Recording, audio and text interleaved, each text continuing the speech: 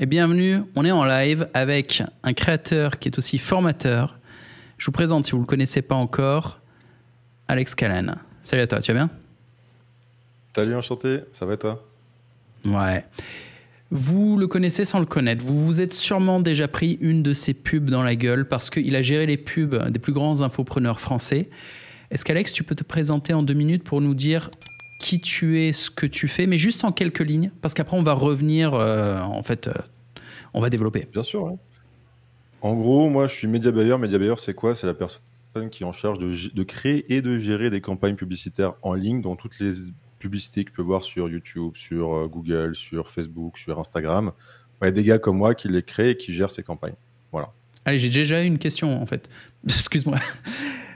Parce que grâce à toi, je fais du media buying aujourd'hui et j'ai 2 personnes. J'ai un type qui s'occupe de créer les pubs. Donc ça, c'est ce que les gens se prennent dans la gueule. Des petites images, des petites vidéos, des petits carousels d'images, des petits textes. Ça, c'est la pub. Mais ensuite, j'ai en plus un media buyer que tu m'as conseillé. Je lui fais une bise, Gaëtan, qui est très bien d'ailleurs, qui lui fait un peu de stratégie et l'analyse des données. Mais c'est pas lui qui fait les pubs. J'ai un autre gars qui fait les pubs. Du coup, il s'appelle comment ce gars qui fait les pubs? Je sais même pas. Ok, alors dans l'industrie, il y a normalement, en théorie, tu as 2 métiers. Moi aujourd'hui, je considère que le métier de média buyer, il doit évoluer et doit endosser ces 2 aspects du métier. Mais Ok. bon, à l'ancienne, tu as 2 métiers. Tu as ce qu'on appelle le creative strategist, le mec qui va faire les stratégies créatives et donc qui va faire, tu vois, qui va dire on va utiliser telle angle, dans telle angle, on va utiliser tel concept créatif, qu'on va décliner de telle forme. Et derrière, tu avais le media buyer qui était la personne qui était en charge de mettre ses créatives dans les régies publicitaires, de créer, organiser les campagnes, de gérer le ciblage, de gérer, monitorer les résultats, d'analyser, d'optimiser, etc. Aujourd'hui, vu qu'il y a beaucoup de plateformes, notamment Meta et Google, qui simplifient beaucoup la tâche, notamment au niveau du ciblage, les algorithmes sont de plus en plus avancés.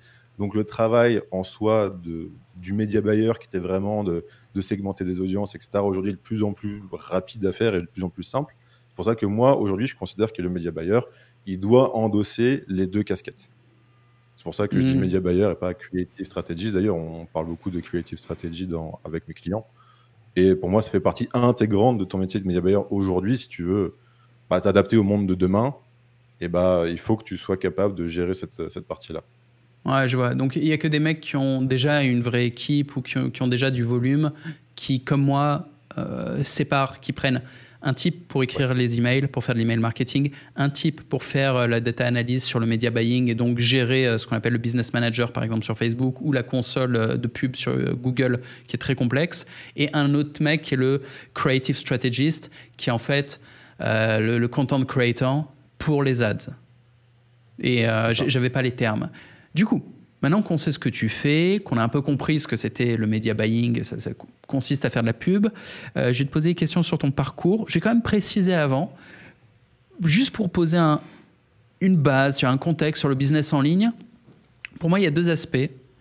Tu as d'un côté tous les gars qui font de la pub, qui achètent leur trafic, et tu as de l'autre tous les content creators, les mecs qui professionnellement créent du contenu gratuit sur tous les réseaux sociaux, YouTube, TikTok, Instagram, Twitter, ce que tu veux, qui font du business avec une audience à qui ils proposent leurs produits. Mais en gros, c'est tout, quoi. Le business en ligne, c'est soit tu achètes le trafic, soit tu l'obtiens gratuitement en produisant du contenu. C'est l'un ou l'autre. Dans les 2 cas, tu crées du contenu. Tu as le contenu publicitaire et tu as le contenu gratuit pour les réseaux sociaux. Et le contenu publicitaire, souvent, il va sur les réseaux sociaux. Donc, quasiment tout se passe sur les réseaux. Mais tu as du contenu gratuit qui se partage par viralité, par... comment ça s'appelle ? Impression, je sais pas c'est quoi le terme de partage du contenu gratuit. Les impressions, contenu gratuit, ça a de la viralité, les de recommandations. Disons qu'il y a plusieurs métriques qui vont participer à la viralité d'un contenu, mais surtout l'engagement aujourd'hui. Sur YouTube, ils appellent ça l'impression. L'impression, c'est le nombre de fois où ta vidéo, elle va apparaître sur les écrans des gens. Et après, ils choisissent de cliquer ou pas. Mais la vidéo est posée gratuitement. Et quand tu as du contenu payant, en fait, ton contenu, il apparaît un peu comme du contenu gratuit, sauf que tu choisis le nombre d'impressions. Quand tu proposes gratuitement le contenu, c'est les plateformes qui décident le nombre d'impressions qu'ils t'offrent. Et ils décident ça en fonction d'un algorithme. Si ton contenu a du succès, c'est-à-dire que les gens cliquent dessus et que les gens le consomment jusqu'au bout, la plateforme se dit ça, c'est du bon contenu. notre audience, l'audience de la plateforme, l'audience de YouTube apprécie. Donc, on va continuer de donner des impressions à ce contenu pour encourager ce créateur et pour satisfaire les visiteurs. Mais quand tu payes ta pub, tu as beau faire un contenu qui n'est pas très séduisant pour les utilisateurs ou qui n'a pas trop de rétention, bah, tu as payé, donc tu auras tes vues. Alors, spoiler alerte, il faut quand même faire du bon contenu quand tu fais du media buying parce que sinon, en fait, tes impressions te coûtent plus cher. On va en parler tout à l'heure. Du coup, j'aimerais que tu nous parles un petit peu de ton parcours pour comprendre quand tu as commencé et comment tu as évolué, par quoi tu es passé, etc. Enfin, que tu nous fasses un petit peu ta présentation professionnelle. Ouais, avec plaisir. Moi, j'ai commencé à m'intéresser au business en ligne, c'était en 2009, via un gars qui est toujours dans le game, d'ailleurs, que tu dois sûrement connaître. Enfin, son nom passe partout pour diverses raisons. Mais c'était via Jean Rivière, je me souviens à l'époque. Ah ouais, à l'époque, à l'ancienne. Ouais, à l'époque, en 2009. Hein. Et c'était un truc qui m'était toujours un peu resté en tête, tu vois, le business en ligne, etc. Bon, ça m'intéressait, j'ai acheté des formations comme tout le monde et je suis jamais passé à l'action. Et bon, fast forward 2015, je suis chez Carrefour, donc j'ai le parcours classique, tu vois, c'est-à-dire le parcours qui rassure les parents, obtention du bac, école du commerce, un diplôme, un job dans une grosse boîte avec un salaire super pour un mec qui vient d'avoir un diplôme. Ouais. C'est toi qui offrais les tranches de saucisson gratuites, qui étaient là, allez, opération spéciale, le cochonou. Non, j'étais au siège social de Carrefour. J'étais responsable merchandising. Et le travail est aussi passionnant que le titre. Bon, je ne vais pas expliquer ce que c'est parce qu'on s'en fout. Mais en gros, j'étais au siège social de chez Carrefour. Je n'étais pas dans un Carrefour Market ou un truc comme ça. Et sur le papier, en gros, tu vois, ça faisait un peu rêver. J'avais le profil du gendre idéal. J'avais plus qu'à trouver une super nana, prendre un crédit, acheter une maison, adopter un labrador, et on était parti. Mais le truc, c'est que je me sentais pas du tout heureux, comme beaucoup de gens. Hein. Et au départ, je pensais que j'étais un peu un enfant gâté qui chiait un peu sur le sacrifice de ses parents, et ça me répugnait un peu de les rendre tristes et tu vois, de vouloir sortir un peu de cette voie. Et donc j'acceptais mon sort, et en apparence, ça allait. Hein. J'avais un placard plein de costards. J'avais un ordinateur flambant neuf, j'avais 21 chèques restaurant de 9 €. Sur le papier, ça va. Mais la vérité, c'est que je me plaisais pas du tout. Je m'intégrais pas du tout dans le salariat, dans la vie corporate. Et en septembre 2015, j'ai pété un câble. J'ai posé ma démission et 2 mois, 3 mois après, je suis parti au Brésil. Et c'est là que j'ai commencé à m'intéresser au media buying, etc. C'est là que j'ai commencé à me former. Et c'est là que j'ai trouvé mon premier client avec qui j'ai bossé pendant 2 ans et demi, 3 ans en exclusivité parce que c'était mon premier client. Je me suis dit, vas-y, je vais me donner à fond dessus. Je vais bosser qu'avec lui. Je vais donner tout ce que j'ai.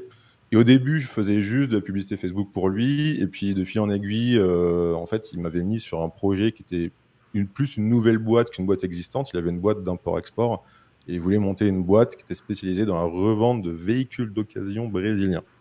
En gros, des véhicules de plus de 30 ans qui sont introuvables sur d'autres continents, notamment aux US, en France, en Australie, et nous, on a beaucoup ici, parce que les productions étaient plus élevées.